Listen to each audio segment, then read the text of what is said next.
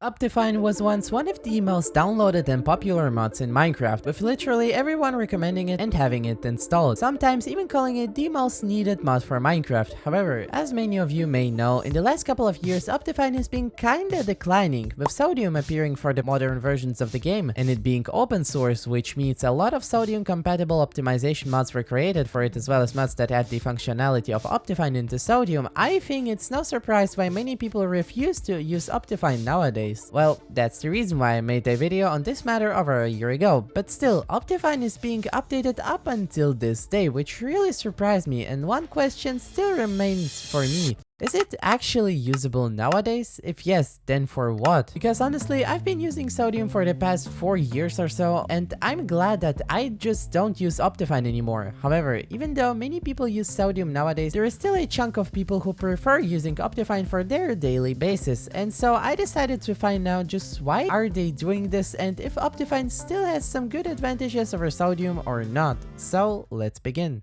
Alright, first we need to figure out how exactly did OptiFine get so unpopular in the first place, because think about it, OptiFine went from #1 mod for Minecraft down to literally one of the most not recommended mods in the game. In fact, even I, just like many other players, couldn't even imagine playing Minecraft without it. Not to mention the fact that it was literally the best mod that not only provided good optimizations for the game, but also a bunch of visual add-ons and a lot of quality of life features that people still use and love up until this day, such as zoom, shaders, enhanced resource pack support, and much more. That's why it became popular in the first place besides optimization. In fact, OptiFine was created back in 2011 when Minecraft was still in the beta stages, and when Minecraft developers were also used to creating simple updates for the game that didn't really add much stuff or change the gameplay by much. So that's how OptiFine up until the year 2018 was able to update with no much problems. However, after 1.12, aka in 2018, Mojang drastically changed their vision for the game. For example, they decided that Minecraft needs to have massive changes and updates as well. So Mojang released an aquatic update, an update which turned out to be a disaster for the modding community. To understand the controversy, Forge took 212 whole days to update to this version, for example, and equally starting from this version, OptiFine was slightly losing its performance as well as needing more time to update to the new versions. But people were still pretty much forced to use it because there were no alternatives at that time. However,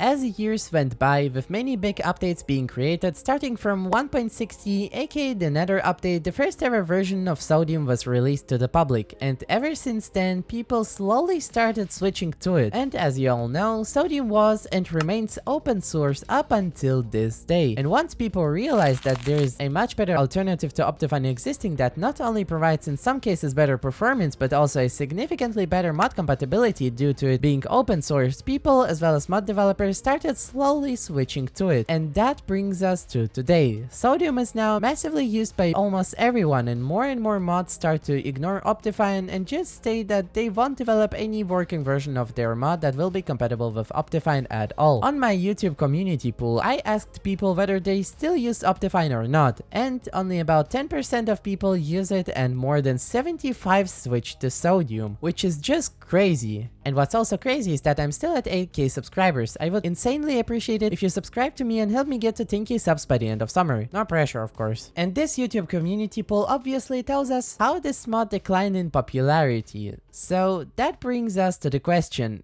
is there any reason to actually use OptiFine nowadays? Let's take a look at some advantages of it over Sodium first. The first and most obvious advantage is that OptiFine is obviously an all-in-one mod that is simple to install, which means that you don't need to install additional mods that can bring you to the same level of functionality as OptiFine. But even this kind of advantage isn't really true nowadays. You see, there are many mod packs existing that not only bring back OptiFine's functionality into Sodium, but also add additional performance boosting mods on top of it that can significantly improve your performance. But these are mod packs, and mod packs can easily be installed if you're one of those people like me who use Prism Launcher or any other similar launchers that allow you to install mod packs in a few clicks. So I guess OptiFine is still somewhat good in this category. Another advantage that I just briefly mentioned is the simplicity, more precisely the installer. For the people who are new to Minecraft and don't really want to figure out how to install a mod loader and mods, who just want to optimize optimize their game in a few clicks, then OptiFine seems to be the perfect option. And perhaps the last advantage would be the compatibility with the phone version of the Java edition, aka PoJF Launcher. When I made that video about OptiFine, a few people mentioned that they still use it for PoJF Launcher, and as it turns out, OptiFine is surprisingly easier to get working with PoJF than Sodium with mods, because with Sodium, you almost always have to tweak a few settings or otherwise it would just crash on your phone, and with OptiFine, it just works. But I think that's it for the advantages. Yes, OptiFine compared to Sodium isn't really outstanding nowadays. The only good advantages are perhaps the easy installation in that it's basically an all-in-one mod, and if I had to tell you about the downsides and not the advantages, then holy crap, there are a lot. If you aren't a new Minecraft player, then you may consider modding the game, and as I mentioned, with OptiFine being closed source, that makes it an absolute disaster for the mod developers when they are willing to create a mod that is compatible with OptiFine, so they almost always rely on Sodium and ignore that. And that has become more and more relevant with mods overall. OptiFine in most cases, especially with visual mods, will most likely break your game with OptiFine, and that's why the developers just ignore OptiFine and rely on Sodium instead, because it's much easier to modify. And that is the reason why so many people who play with mods on Minecraft always prefer using Sodium instead of OptiFine nowadays. Oh, and don't forget that you won't find OptiFine on your beloved modding websites like CurseForge or Modrinf. Instead, you need to strictly install OptiFine only on their official website. Not to mention that if you want to find the latest version of the game, then good luck, because it can literally take weeks, in some cases even months, to update to a new version, while Sodium almost always gets updated on the same day when a new version gets released. Oh, and yeah, in order to get to the installation, you also need to watch a 5-second ad. So with that being said, let's come to the conclusion.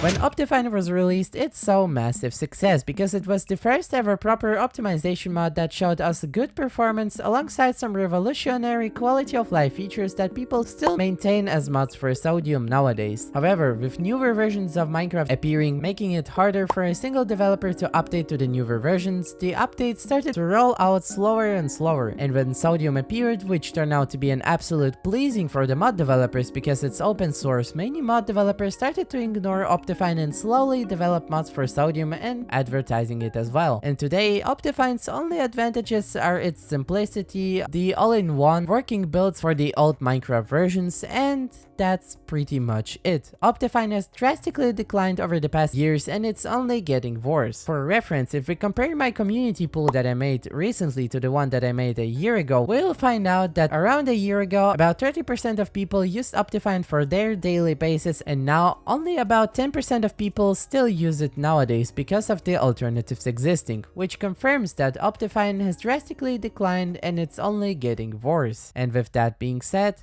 have an amazing rest of your day. Subscribe.